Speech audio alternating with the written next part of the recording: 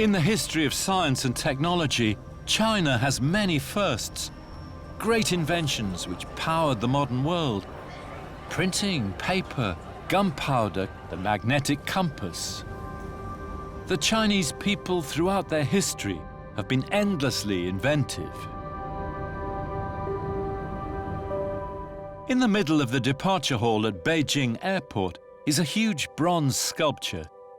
It's a replica of a water clock, designed by a Chinese scientist nearly 2,000 years ago. It's a reminder of the importance that Chinese civilization always gave to science and technology. In modern times, it fell behind the West in that, and especially in the period of the Cultural Revolution in the 1960s and 70s. But 40 years ago, the movement began to restore science and technology in China. And now it's gathering pace every day.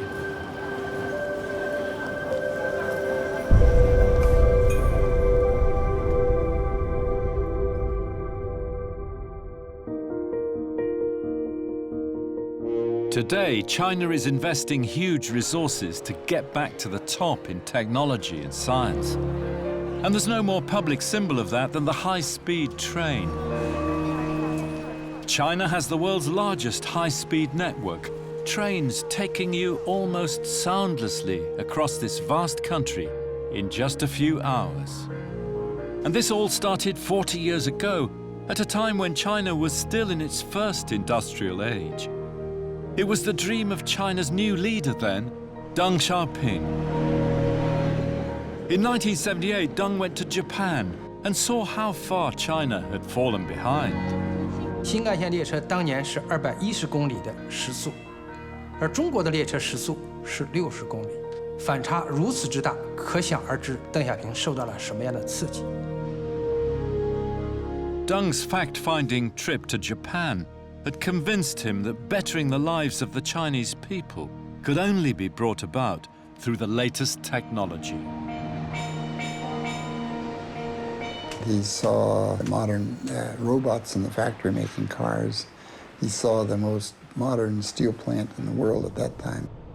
He talked to Matsushita, the great electronics man, and he could see the extraordinary technology. And he was excited like a little kid in seeing all those things.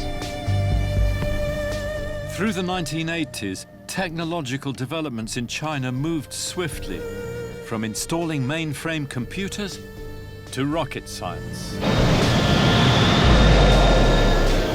The Chinese tell you that they hate chaos and that they're very conservative and they're patient and they take it slow. Nonsense. You know, they haven't taken it slow at all. They've been extremely rapid and taken huge risks in their development. For the most part, have succeeded. But at the heart of China's technology boom in the 1980s and 90s was electronics. At the center was the fast-growing metropolis of Shenzhen. The electronics market here was soon the largest in China. Hello.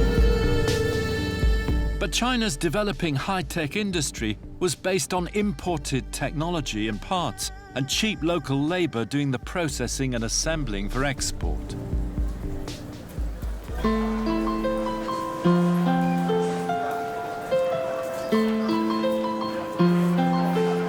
Hi, this looks great.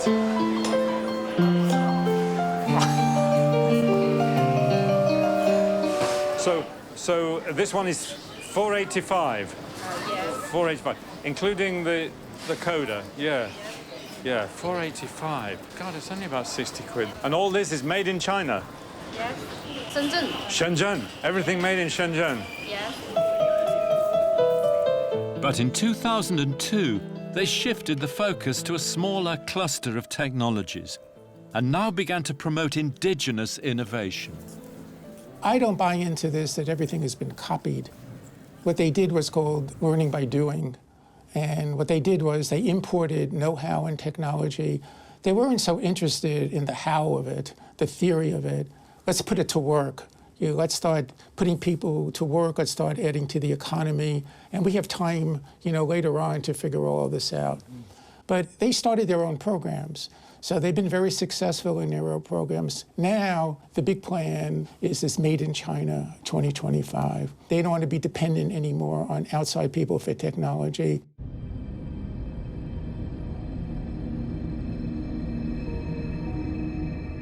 In 2014, the government widened its focus again, looking at the entire manufacturing process, not just in the area of technology, but also in modern services and in traditional industries like the railways. Made in China 2025 was born. 10年的时间，我们就从技术引进，然后到自主研发，然后到完全自主开发设计的这个高铁动车组。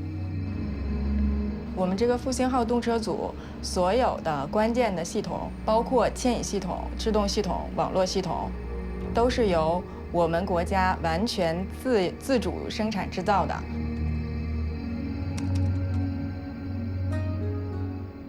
我们现在最高的实验速度是420公里，是2016年7月15号在正徐客专创造的。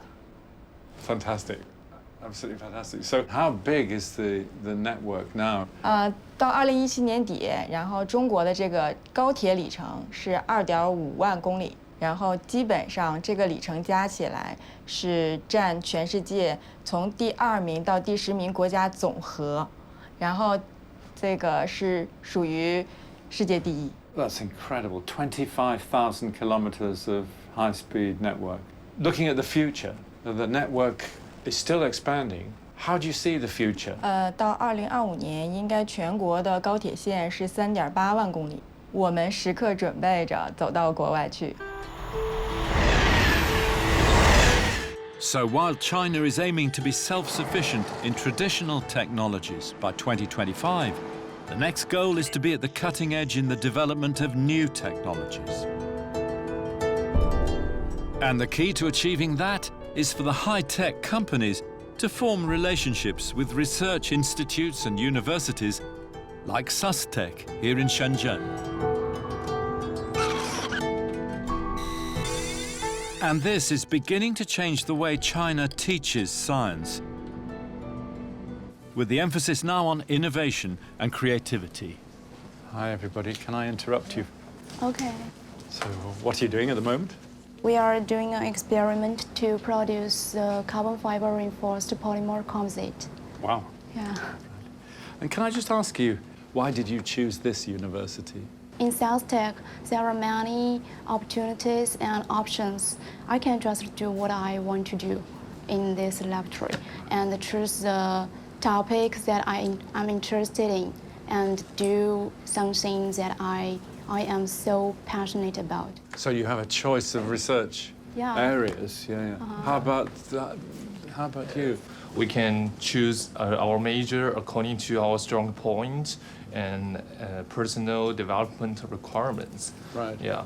And make sure we are work on something innovative and have our talent cultivated. Right. So a lot of freedom. Yes. Yeah. Freedom and diversity. Yeah. And it's already beginning to work. In 2017, Shenzhen alone generated $338 billion, over 40% from innovative tech businesses. And the next plan is to expand China's Southern Development Zone to include Macau and Hong Kong. This area is one of the most economically developed areas in China nowadays. And by combining Hong Kong and Macau, the central government has a plan to develop the whole Pearl Delta area into one of the biggest bay areas in the world to become competitive as compared to Tokyo Bay and San Francisco Bay. So China has gone from the first industrial age to the third in just 40 years. And Shenzhen, a small fishing village 40 years ago, has been transformed into a giant metropolis of 13 million people, a high-tech hub, home to huge firms like Huawei, DJI, and Tencent. Okay, this is the future. It's so future that you have to address a robot to begin with. We'll try. 你好，小七，小七。你好。 It works. And today, these companies are flexing their muscles on the world stage, looking forward to the fourth industrial age. I will follow you. Lead on, Xiaoqi. The AI is the fourth industrial revolution. The primary work on AI, deep machine learning, was done in the United States. But going forward, it may be that you need not the people who make the breakthroughs like deep learning, but the tinkerers, the people who follow Edison and apply electricity. And China is a nation of tinkerers. Tencent developed and owns WeChat, a multi-purpose super app with over 1 billion monthly active users. And they're now applying it in many areas, like health and medicine. The phone is a good point of contact to connect to other devices. I input some symptoms on a WeChat interface, then there's an AI robot at the back end that tells me what potential departments and specialties that I should go to first try. In cancer screening, we make use of AI-assisted medical imaging analysis to enable radiologists to better find early tumors. AI never gets tired. Computer can work 24 hours a day. I'm very optimistic. I can foresee that AI being applied to other types of detection. There are really numerous opportunities that the product teams that we have are trying out. So AI and robotics are the next arena, and China's access to big data may give them the edge. The oil that makes the AI machine run is data, and China will have more data because of its people and because it is able to direct and use their data as they wish. So China may be very well positioned to be one of the two leaders in artificial intelligence. China has come a long way in the past 40 years, but now the eyes of the world are on her future. Change in history can happen in many different ways, and great historical events can take different forms. Can technology change the mindset of a civilization no less than war and politics? It certainly gives a different meaning to the idea of revolution.